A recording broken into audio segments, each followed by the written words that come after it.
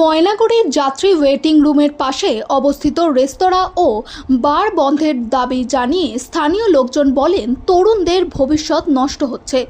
জলপাইগুড়ি জেলার ময়নাগুড়ির চূড়াভান্ডার এলাকায় যাত্রী ওয়েটিং রুমের কাছে একটি রেস্তোরাঁ রয়েছে, যেখানে মদও বিক্রি হয়। যদিও এটি একটি লাইসেন্সপ্রাপ্ত রেস্টুরেন্ট, কিন্তু এখানে নির্বিচারে মদ বিক্রি হচ্ছে বলে অভিযোগ স্থানীয়দের। এ কারণে বিপুল সংখ্যক যুবক, এমনকি কিশোরী মেয়েরা বাইরে গিয়ে মদ পান করছে। তাদের ভবিষ্যৎ নষ্ট হচ্ছে। স্থানীয় লোকজন জানান, এই এলাকায় শ্রমিকরা কাজ করে, দিনের বেলা শ্রমিক হিসেবে কাজ করে, তাদের সংসার চলে। কিন্তু দেখা যায় কিছু শ্রমিক এখানে এসে মদের টাকা খরচ করে, তার সংসার চালানো কঠিন হয়ে পড়ছে। তরুণ প্রজন্ম মদকে আসক্ত হয়ে পড়ছে, এটা আরও উদ্বেগের বিষয়। প্রতিদিনই এখানে যুবক যুবতীরা জড়ো হচ্ছেন। স্থানীয় জনগণের বিরুদ্ধে তীব্র প্রতিবাদ জানিয়েছেন এবং জলপাইগুড়ি জেলা ম্যাজিস্ট্রেট, ময়নাগুড়ি ব্লক প্রশাসন, পঞ্চায়েত সমিতি সহ চূড়াভান্ডার গ্রাম পঞ্চায়েত প্রধানকে বিজ্ঞাপন দিয়েছেন এবং মদ বিক্রি বন্ধের দাবি জানিয়েছেন। তিনি বলেন, এই রেস্টুরেন্টের মালিক তাকে রেস্তোরাঁ সম্প্রসারণের নাম সই করিয়েছিলেন, কিন্তু এখন এখানে মদ বিক্রি হচ্ছে। এতে পুরো পরিবেশ নষ্ট হচ্ছে, তরুণ প্রজন্ম নষ্ট হচ্ছে। এগুলো বন্ধ করতে হবে এবং এই রেস্তোরাঁ সরাতে হবে, নয়তো মদ বিক্রি বন্ধ করতে হবে। তাদের দাবি না মানা হলে আগামীতে বৃহৎ আন্দোলন করা হবে। বাচ্চা কাচ্চা আছে, এরকম এই বড় হলে তো আমাদের লাইফ তো শেষ। বাচ্চা কাচ্চা জীবনটা কি হবে? বাচ্চা কাচ্চা আমাদের ভবিষ্যৎ নেই, তো অনেকটাই অসুবিধা হতে পারে। অনেক অসুবিধা। আপনার নাম? আমার নাম মৃদুলাল।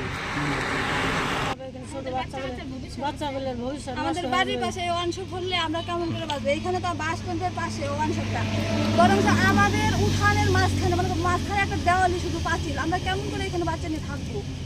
তো গ্রামবাসীর কি অনেকটা সমস্যা হবে ওয়ানশপ বলে? সমস্যা হবে, মানে আমাদের বেশি সমস্যা। আমাদের উঠানের মাঝখানে কিন্তু ওয়ানশপ করার একটি জায়গা, এটা একটা জায়গা আছে। কে করতেছে ওয়ানশপটা? এটা কি আপনাদের কাছে মিথ্যা কথা বলে সই নিয়েছে? বলছে দোকানটা বড় করবে, তো দোকান বড় করতে কি সই লাগে? এখন কি করতেছেন? এখন আমরা এটা করতে দিব না। না, এখন কোথায় দ্বারস্থ হবেন এখন আপনারা? ডিএম অফিসে। কতজন যাবেন? মানে সব স্থানীয় বাসিন্দা এগুলো? হ্যাঁ, এখানকারই আমরা। যদি হয়ে যায়, হ্যাঁ, ওই প্রশাসন থেকে যদি কোনো রকম আশ্বাস না মেলে, এরপরে আপনারা কি করতে যাচ্ছেন?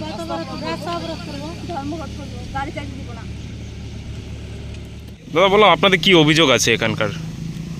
অভিযোগ বলতে আমাদের এখানে যে বাস স্ট্যান্ডটা আছে, বাস স্ট্যান্ডের সাথে একটা দোকান লাগাওয়া, সেই দোকানে নাকি ওয়ানশপ খুলবে।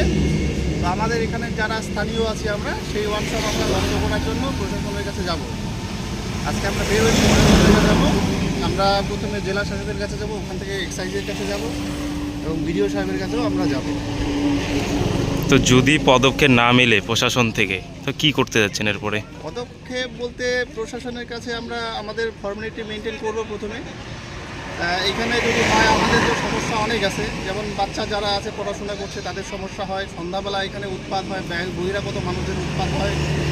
এছাড়া হচ্ছে এই যে যারা আসে, তাদের অশ্রাব্য গালিগালাজ, মানে জঘন্যতম ভাষা ব্যবহার করে, এগুলো বরদাস্ত করা যাবে না। এই জন্য প্রশাসন থেকে যদি আমরা সত্যর্থ কোনো ভূমিকা না দেখতে পারি, তাহলে আমরা বৃহত্তর আন্দোলন, সেক্ষেত্রে পদ অবরোধ অনির্দিষ্টকালের জন্য বন্ধ করে দেবো আমরা। কে করতেছে এই ওয়ানশপটা? ওয়ানশপ তো করছে এখানকারই আমাদের এখানকার স্থানীয় ছেলে, হ্যাঁ, এই নরোত্তম আছে, নরোত্তম মণ্ডল, সে করছে। আর বাস স্ট্যান্ড যে রয়েছে, যে জায়গাটা করছে, হ্যাঁ, ওটা নিয়ে কি বলবেন? মানে বাস স্ট্যান্ডের পাশেই একটা করছে, একদম বাস স্ট্যান্ডের শেড, একদম বিশ্রামাগার, সে তার সাথে লাগোয়া।